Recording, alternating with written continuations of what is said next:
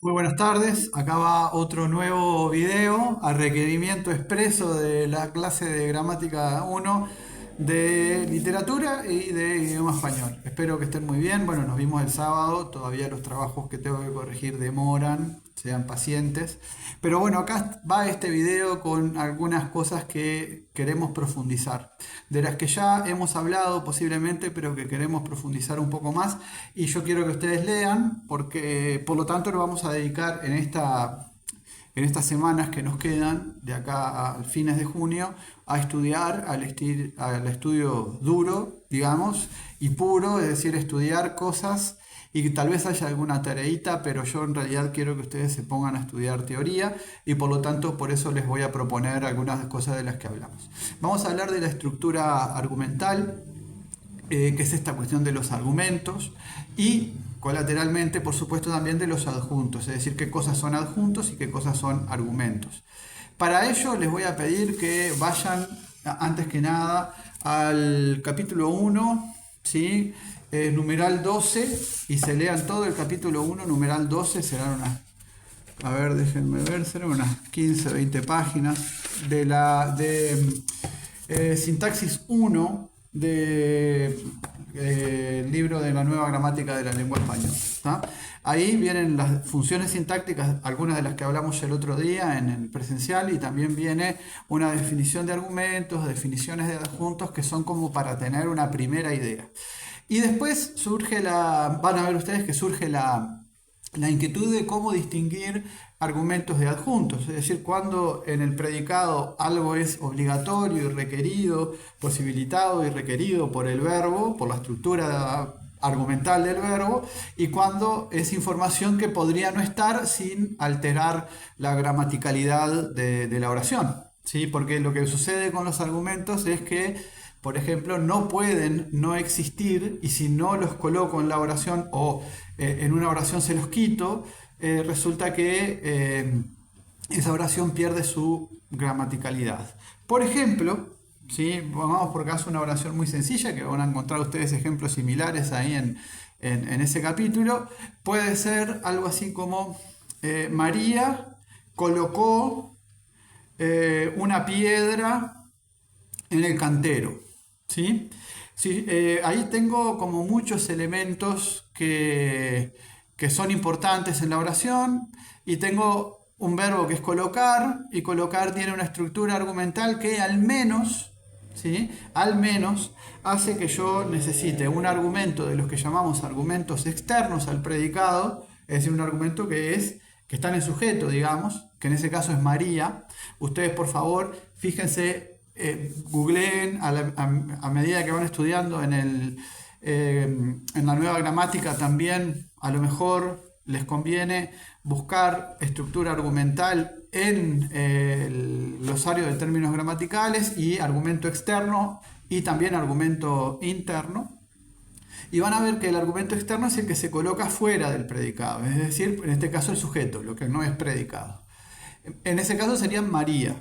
¿Tá? El argumento externo es quien desarrolla la acción. La acción es colocar, por lo tanto, colocar también, como es un verbo transitivo, requiere un segundo argumento, que es aquello que es colocado, ¿no? En este caso es la piedra. ¿Mm? Y puede también requerir eh, como argumento o posibilitar tal vez como adjunto, aunque como adjunto no sería necesario, otro tipo de, digamos, parte estructural del predicado. Entonces veamos, María, argumento externo, es decir, quien realiza en este caso en una oración activa la acción. La piedra, ¿sí? Es el segundo argumento. ¿Qué pasaría si yo saco la piedra? Bueno, me quedaría una oración anómala, porque diría María colocó en el cantero. Y esa es una oración que no se produce en la lengua, es decir, es agramatical. Por lo tanto, una de las pruebas que yo puedo realizar para reconocer si algo es o no un argumento, pues, es, por ejemplo, si lo puedo quitar de la oración. La prueba de omisión. Es decir, la prueba de, bueno, quito esa parte. ¿tá? Quito de la estructura argumental, por ejemplo, le quito el objeto directo, no lo menciono. ¿Sí? Recordemos siempre que esta prueba va a funcionar con los argumentos internos, porque si ustedes quitan el sujeto va a estar presente en la valencia del verbo. Pero el objeto directo yo de esa oración no lo puedo quitar, ¿ah? Porque si no la frase, la oración pierde significado. Y además hay otra prueba, que es la prueba de la pronominalización, es decir, yo puedo sustituir, si es un argumento, puedo sustituir el argumento que sea por un pronombre. En este caso, por ejemplo, podría decir ella la colocó, donde ella sustituye al argumento externo y la sustituye al argumento interno, que en este caso es el objeto directo. Por lo tanto, soporta la prueba de la omisión, es decir, la prueba de la omisión, al ver que no es posible omitir esa parte, reconoce a la piedra como argumento, y la prueba de la pronominalización, ¿sí? También la reconoce como argumento porque puedo pronominalizar a la piedra. Puedo decir, por ejemplo, María la colocó. Hay otras pruebas que aparecen y que ustedes pueden ir ensayando, como por ejemplo la prueba de la sustitución por hacerlo, ¿sí? Esa prueba, quiero decirles que las pruebas no son 100% seguras siempre. Hay excepciones a estas pruebas y por eso el mundo de los argumentos y de los adjuntos es tan variable, ¿no? Si yo dijera, por ejemplo, una oración como Juan le mandó una carta a Julia, ¿sí? Yo ahí puedo, fíjense, tengo tres argumentos, ¿sí? Tengo a Juan, que es el argumento externo. Tengo pronominalizados, puedo tener a Julia y a una carta, es decir, Juan se la mandó. El se es la sustitución pronominal de a Julia y el la es la sustitución pronominal de la carta. Ustedes, por supuesto, lo que tienen que hacer es ir copiando estas oraciones y tratando de asociar esto que estoy diciendo bueno, a cosas que van a encontrar después en la bibliografía. Pero imagínense que yo dijera, Juan envió una carta a Julia por correo. No, vamos a cambiar. Juan envió un mail a Julia por internet. ¿Sí? Hay una prueba para distinguir si eso es un argumento, sobre todo un mensaje, ¿no? Juan envió un mensaje. Eso es lo que quise decir. Juan envió un mensaje a Julia por correo electrónico. Ustedes pongan como quieran. Yo quiero saber si un mensaje en ese caso es argumento. Bueno, si fuera un argumento, yo tendría que usar la sustitución por la expresión hacerlo, y el lo tendría que estar representando ese argumento y no podría estar fuera de esa expresión. Entonces yo podría decir, Juan envió un mensaje a Julia por correo electrónico. Y luego pienso, bueno, Juan lo hizo por correo electrónico. ¿Sí? Entonces, si ese lo hizo, el lo, ¿qué fue lo que hizo? Envió un mensaje por correo electrónico. ¿Tá? Bueno, ahí lo que tengo es que envió un mensaje, que es lo que hizo, ¿tá? Es un argumento, porque el lo está pegado al hacer, ¿sí? Es decir, es una cosa que se usan juntas, digamos, ¿no? También ocurre lo mismo, también son argumentales, por ejemplo, los complementos de régimen. ¿Sí? Ustedes se acuerdan, por ejemplo, que nosotros vimos la otra vez, el sábado pasado, algunas estructuras de complemento de régimen. Por ejemplo, la más básica, confío en vos, ¿no? Yo quiero saber si en ese caso, bueno, el argumento externo soy yo, está en el verbo, no está ahí mencionado, pero existe en la conjugación verbal. Pero quiero saber si en vos es un argumento.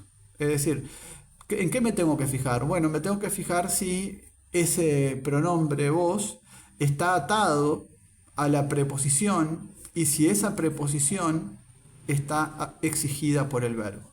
Si la preposición está exigida por el verbo, porque si no la oración significaría otra cosa, ¿no? No es lo mismo decir confío que confío en vos, ¿sí? Por lo tanto, ahí tenemos que la preposición en está exigida por el verbo y luego el pronombre de segunda persona es un argumento, ¿sí?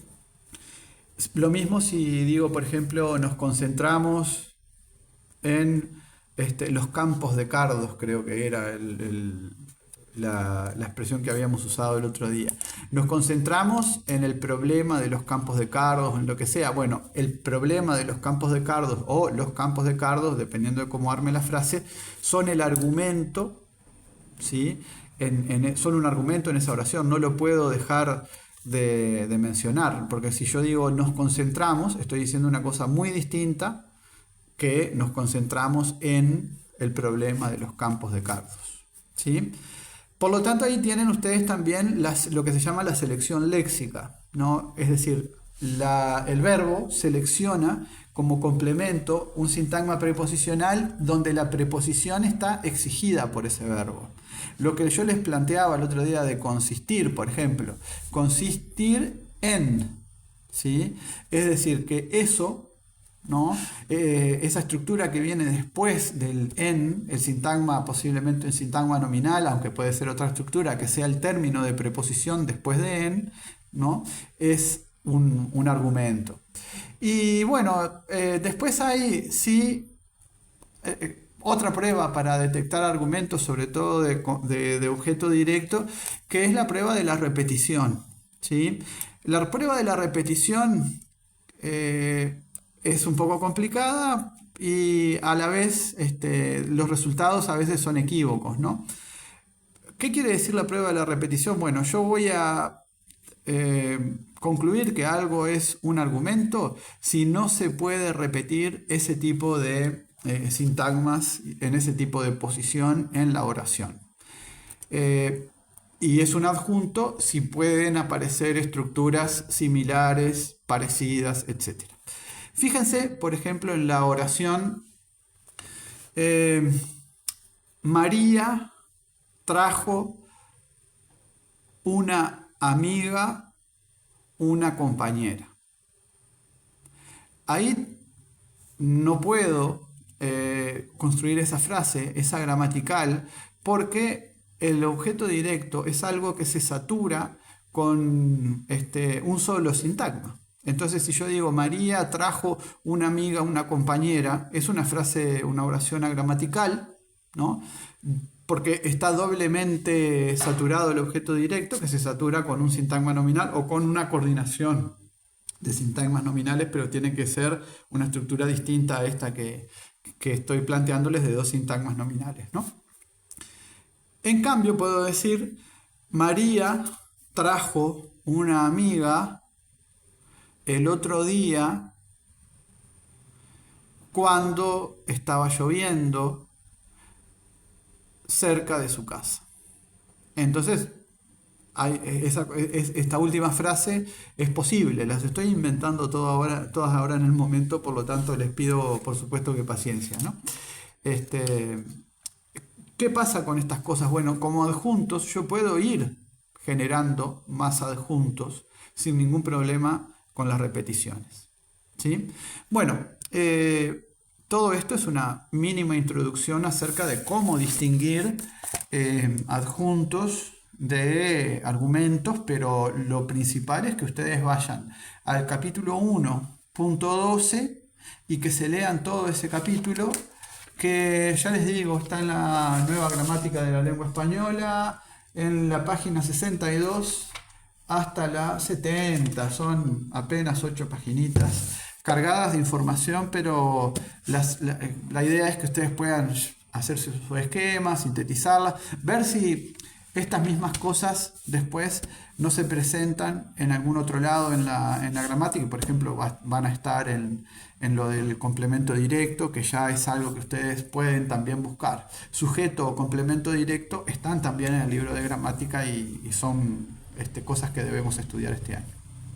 Pasemos ahora a brevemente los predicativos. Predicativos objetivos y predicativos subjetivos.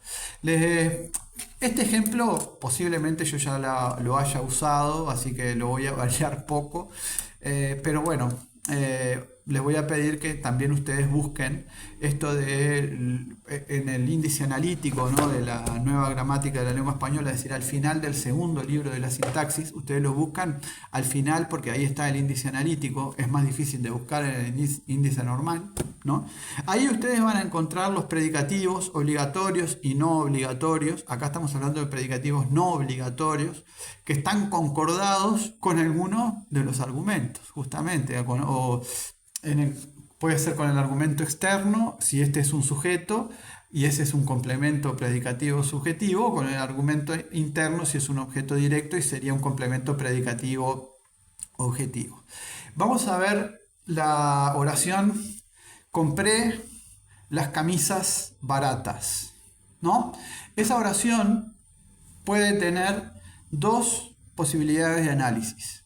Compré, verbo transitivo, las camisas baratas, todo ese sintagma nominal es el objeto directo de compré, ¿no? Y en la estructura argumental, digamos, el sujeto quedó representado en la valencia del verbo, pero digamos que soy yo, ¿sí?, por la primera persona la que está hablando, ¿no? Pero no estoy explícito en la oración, estoy implícito en el verbo.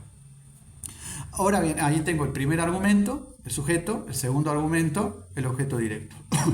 En este caso, las camisas baratas. Lo que quiero decir es que había otras camisas y que las otras camisas eran caras. Entonces ahí, en ese sintagma nominal, que es el objeto directo, el núcleo es camisas, tiene un determinante, que es el determinante definido, plural, femenino, etc. Y luego tengo lo que se llama, que veremos después, complemento del nombre, que es un adjetivo que está en concordancia con la palabra camisas. Por eso construye todo, una expansión, le decimos, del sintagma nominal. Es todo el sintagma nominal el objeto directo. ¿Qué compraste?, me preguntan. Las camisas baratas, es decir, no compré las camisas caras. Pero hay una segunda interpretación en la que ustedes pueden decir, por ejemplo, compré las camisas baratas, y en realidad, si alguien les pregunta qué compré, el análisis sería parecido, pero en realidad ustedes dicen las camisas. ¿Y cómo las compraste? Baratas. ¿O cómo estaban las camisas cuando las compraste? Baratas. Ahí no tenemos el mismo sintagma nominal. Ahí tenemos un sintagma nominal que es el objeto directo, las camisas, ¿sí? Y tenemos baratas, que puede funcionar independientemente, ¿no? Y a ustedes les pueden preguntar qué compraste, como les digo recién, las camisas. ¿Cómo estaban las camisas cuando las compraste? Baratas. Tanto puede funcionar independientemente que puede ser que esté en la misma posición del sintagma nominal que analizamos antes, o puede ser que baratas esté después de compré, antes del sintagma nominal, las camisas. Ustedes podrían decir, compré baratas las camisas, donde me demuestro con esto que las camisas baratas no es un solo sintagma nominal. No es un sintagma nominal, sino que el sintagma nominal es las camisas, y baratas tiene cierta independencia y yo la puedo mover. Por lo tanto, dos interpretaciones para la misma estructura.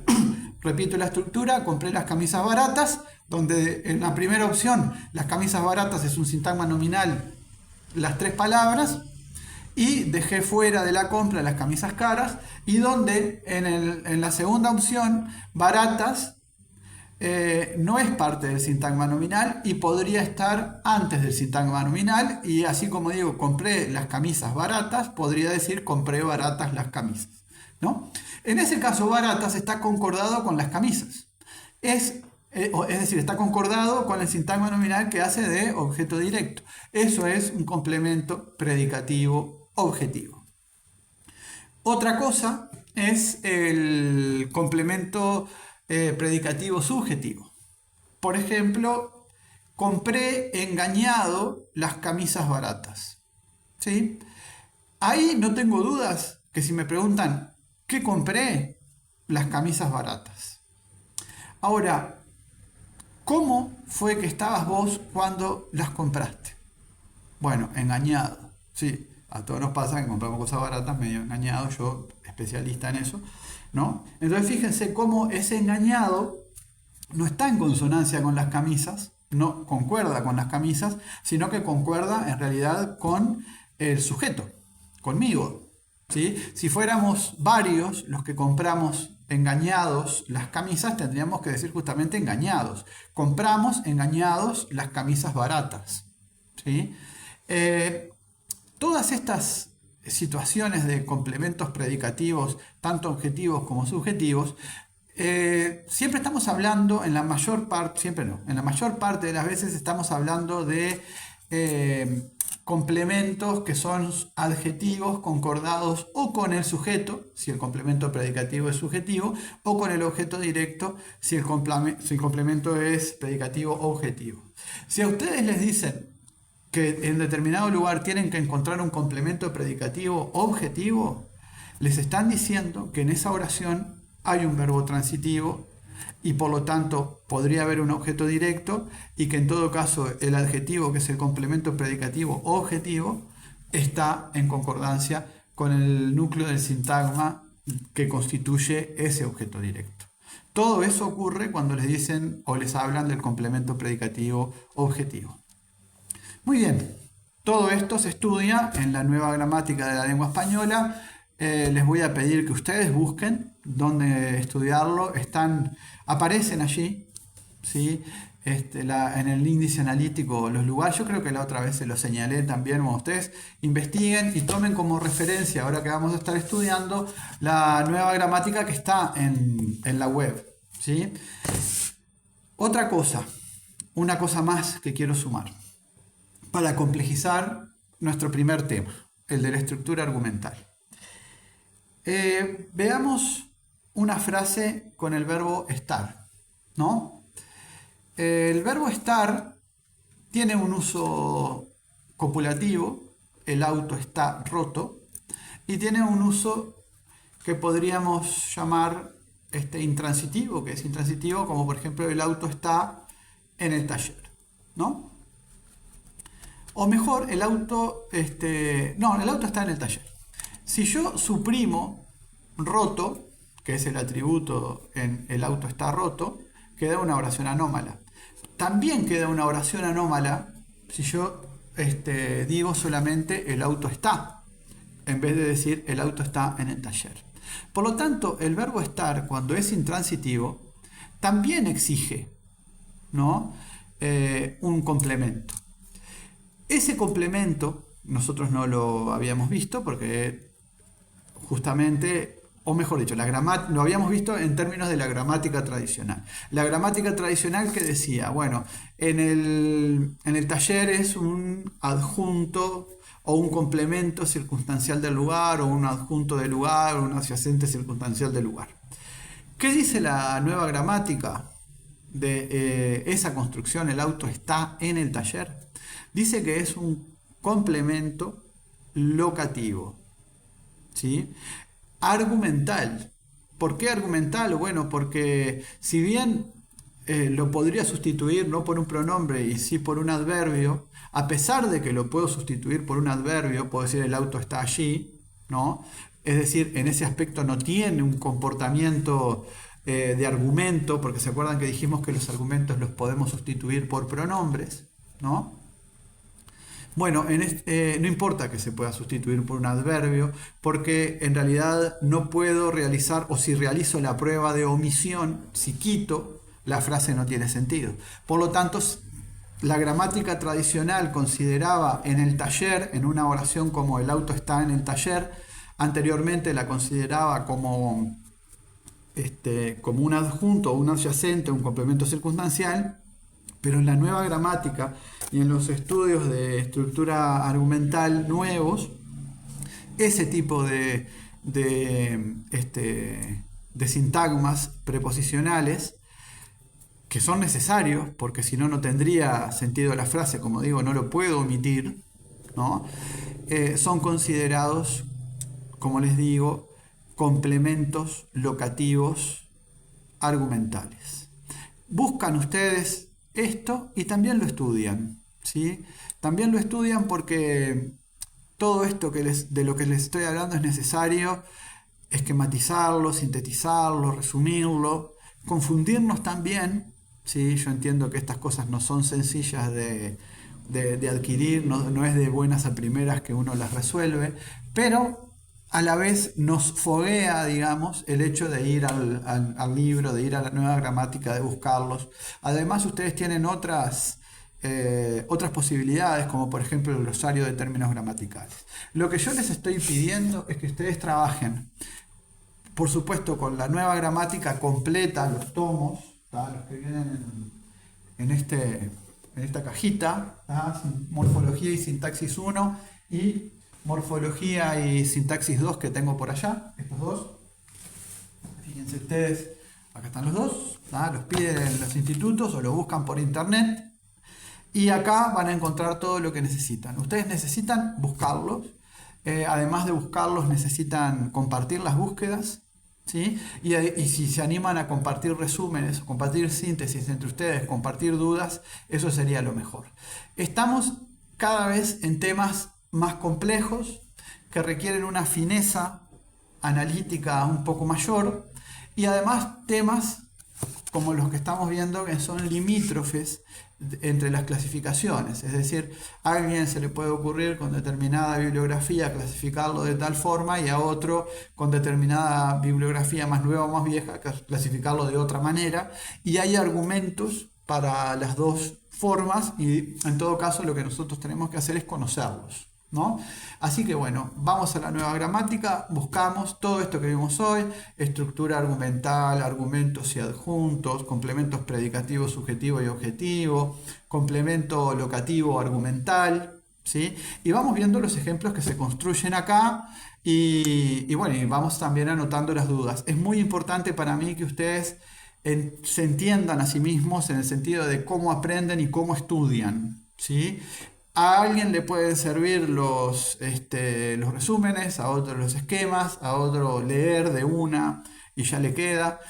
Pero bueno, lo importante para mí es que ustedes vean ejemplos y que en todo caso también se animen a construir sus propios ejemplos siguiendo un poco los modelos que aparecen aquí. ¿Tá? La semana que viene yo les voy a plantear más temas de estudio y luego voy a considerar esos temas de estudio como estudiados, digamos, y les voy a poner una ejercitación que puede ser para la última de junio o para la primera semana después del retorno del asueto. Pero siempre va a haber cosas de estudio. Entonces esto, por favor, traten de estar al día con el estudio porque también es parte de la formación que uno mismo va realizando, y mientras tanto yo voy a ver si les puedo ir corrigiendo lo que ustedes me entregaron el otro día. ¿Tá? Les mando un abrazo grande a todos, a todas en el grupo, a estudiar, gente, que eso es lo que tenemos que hacer en este mes que nos queda antes del asueto. Abrazo grande para todos y todas.